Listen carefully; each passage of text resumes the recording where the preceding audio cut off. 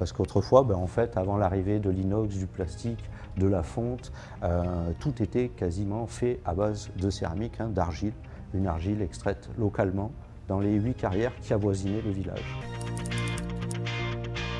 Je suis conseiller en séjour au sein des sites de l'Office de tourisme de la vallée de l'Hérault et de Saint-Guilhem-le-Désert depuis un peu plus d'1 an.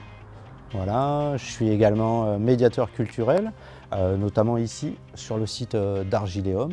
Donc j'anime, je propose des visites guidées aux visiteurs et aux groupes qui souhaitent découvrir ce lieu emblématique de la production céramique traditionnelle et locale de Saint-Jean-de-Fosse. Et depuis mars 2025, c'est donc plus récent, je suis également géomédiateur au sein de l'équipe du Géoparc Terre d'Hérault. C'est Argiléum, bien sûr, pour de nombreuses raisons, parce que déjà c'est un lieu emblématique de ses savoir-faire, de ses traditions locales, de ce patrimoine. L'atelier Sabadell, c'est l'ultime vestige finalement des grandes heures de cette industrie céramique qui se déploie ici quand même pendant plus de 5 siècles. L'atelier Sabadell contient un four qui date de 1851 et qui est dans un état de conservation remarquable.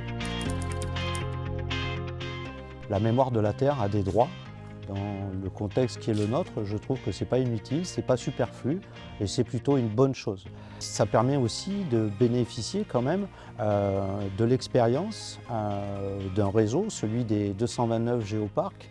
C'est aussi l'occasion quand même de souligner le formidable travail qui a été entrepris par les acteurs associatifs, par le département qui a porté le projet et puis la qualité surtout du travail scientifique préalable.